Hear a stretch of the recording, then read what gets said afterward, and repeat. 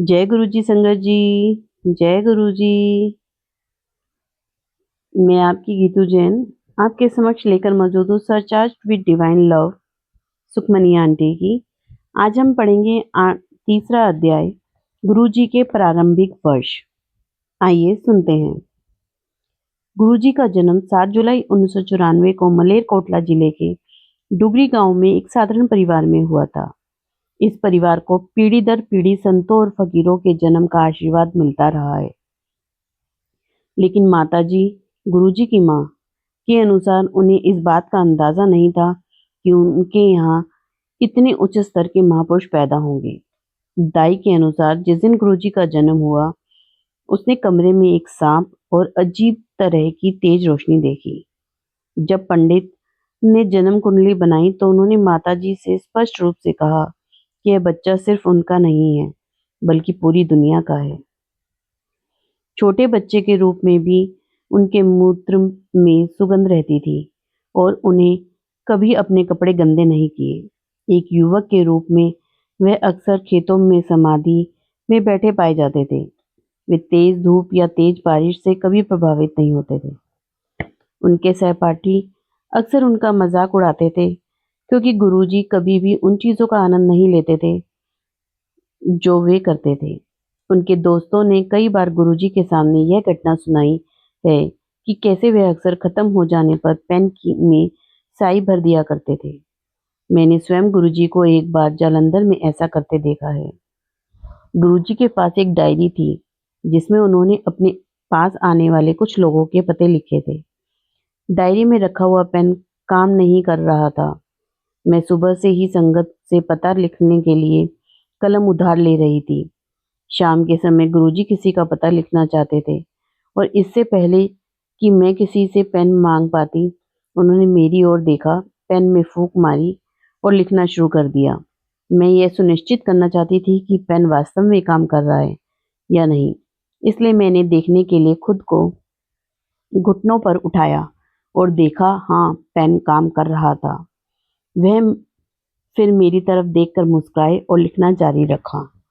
गुरुजी के सहपाठियों में से एक अक्सर यह घटना सुनाया करते थे। जब वे अपने स्कूटर पर गुरुजी को कॉलेज ले जाने के लिए लेने आए। गुरुजी के घर पहुंचने पर गुरुजी ने उनसे कहा कि उन्हें कुछ काम है और वह उनसे कॉलेज में मिलेंगे। गुरुजी के पास कोई स्कूटर नहीं था, फिर भी गुरुजी कॉलेज के परिसर में खड़े होकर अपने मित्र का इंतजार कर रहे थे। बस उनका परीक्षण करने के लिए गुरुजी के मित्र गुरुजी के घर वापस गए और पाया कि गुरुजी अपने घर पर मौजूद थे। ऐसी कई घटनाएं हुई हैं जहां गुरुजी को एक ही समय में एक से अधिक स्थानों पर उपस्थित देखा गया है। गुरुजी ने डुगरी प्राइमरी स्कूल और गवर्नमेंट हाई स्कूल में पढ़ाई की। उन्होंने अपनी कॉलेज की पढ़ाई मलेरकोटला के सरकारी कॉलेज से की। गुरुजी अंग्रेजी और अर्थशास्त्र में डबल एमए थे। वे धराफरवा अंग्रेजी बोलते थे और उनकी लिखावट बहुत सुंदर थी। फिर भी हम सभी के समक्ष उन पर पर्दा पड़ा रहे। वे अक्सर हमसे उनके लिए कुछ शब्दों का उच्चारण करने के लिए कहते थे। एक अन्य घटना में गुरुजी के मित्र उन्हें तैरना सिखाना चाहते थे। चूंकि उनको भीगना कभी पसंद नहीं था, इसलिए वे अक्सर विरोध करते थे। एक दिन वे सब इकट्ठे हुए और गुरुजी को गांव के कुएं में फेंक देने का फैसला किया। गुरुजी को कुएं में धकेलने के लिए उनका एक दोस्त कुएं में उतर गया और दूसरा ऊपर खड़ा रहा।